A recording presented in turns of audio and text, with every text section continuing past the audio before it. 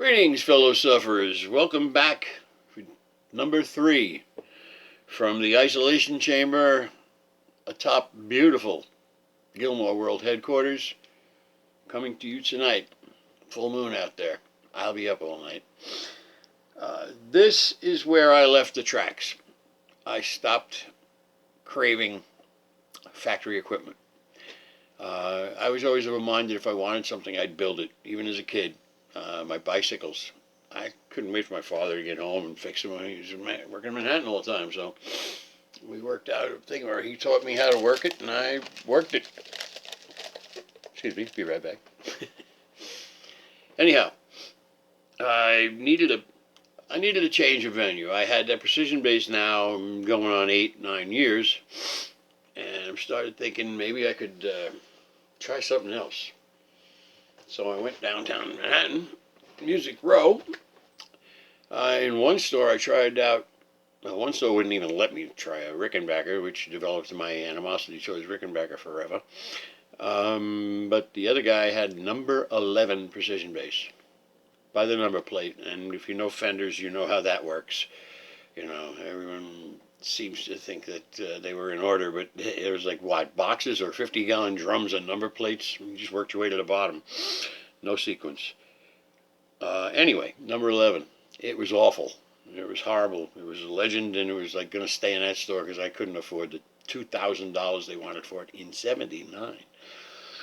I went home and I mobilized. I realized I'm going to have to do what I do and make what I want. And what happened was I started filling books with bodies, shapes, things that I wanted to do, things that I wanted, the way that I wanted it to be. But I finally settled on my hero's bass shape, John Entwistle. He had Alembic build him what they were called exploiters,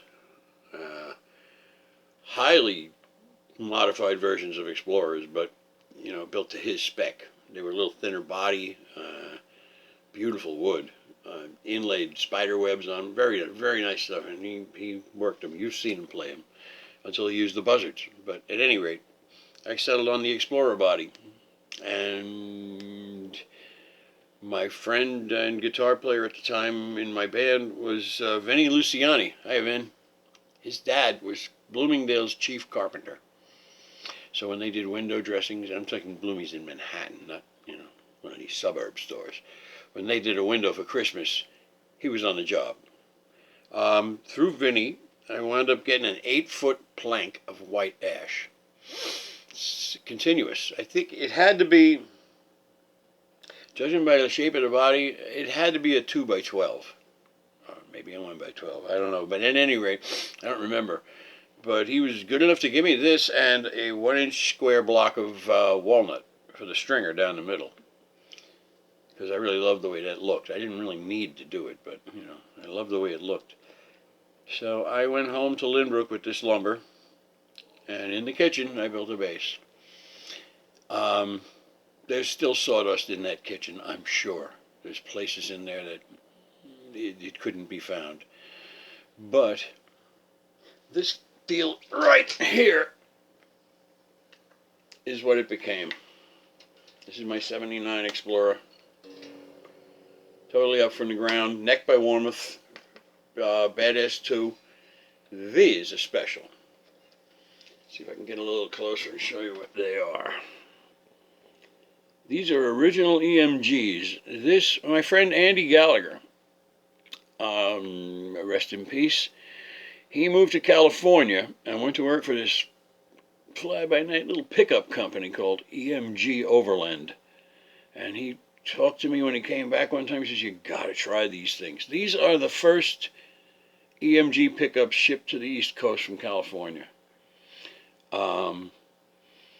This is the loudest bass I have.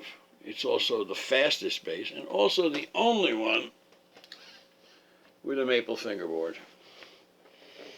It's a Warmoth neck. It's a precision bass neck. The whole thing is built on a precision bass scale. Hold on. My feet are just not mine these days.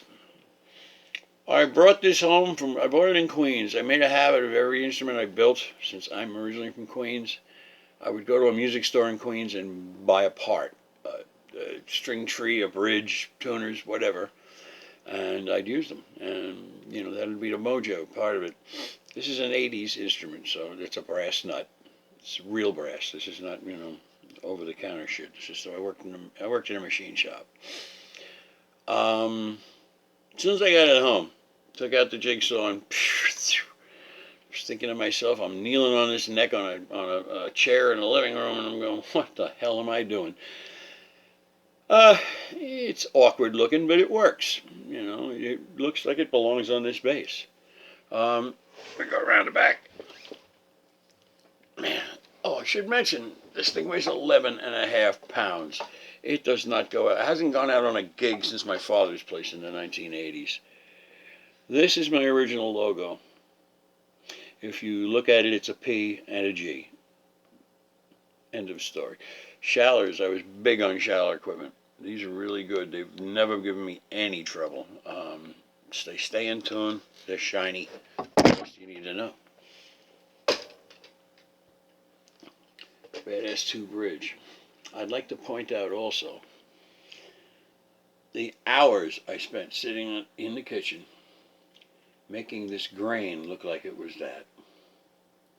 I even went so far as to locate the knobs. If you look at where the controls are, where the grain is, the knobs actually break the flow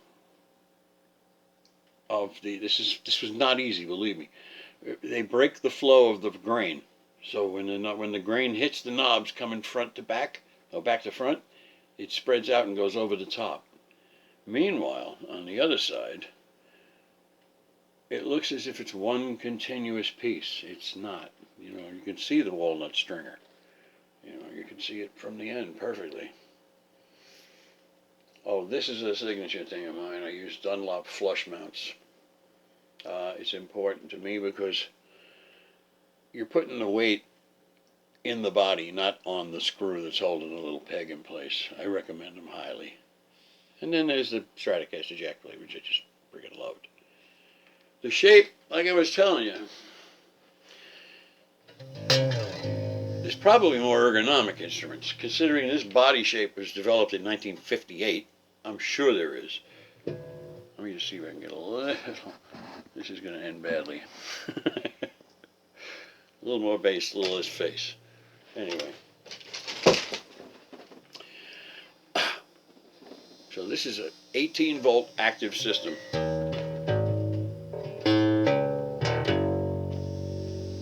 This is an 8-inch speaker in a workstation. I really don't want to overwork it, but this thing would blow it. It really would.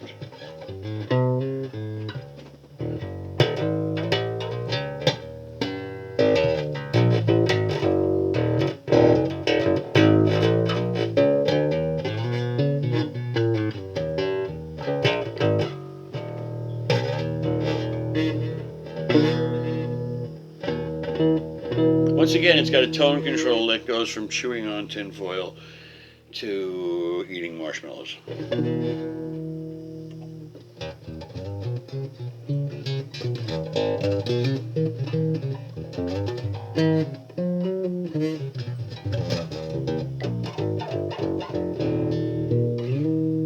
It's safe to say that this is probably the first time in this century that this bass has actually come out and played a couple of notes. Because honestly, my broken, frail old body just can't hold nearly 12 pounds up all night long. I mean, throw a strap on it, you're going for 13. But this thing served me well through the 80s. A lot of photo ops. It's a beautiful instrument. Weighs a ton. The case weighs 15 pounds. I showed a picture of the case on Facebook before.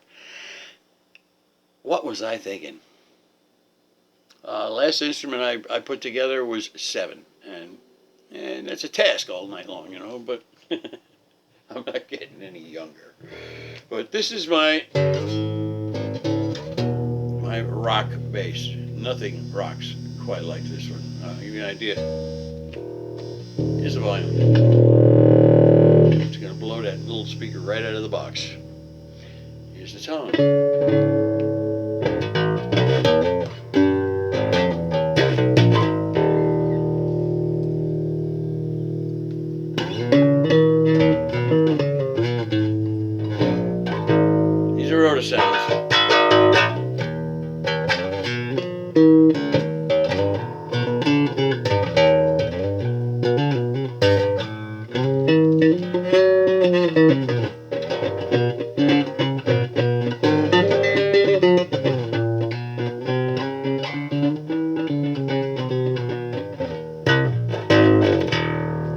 Sloppy, but loud.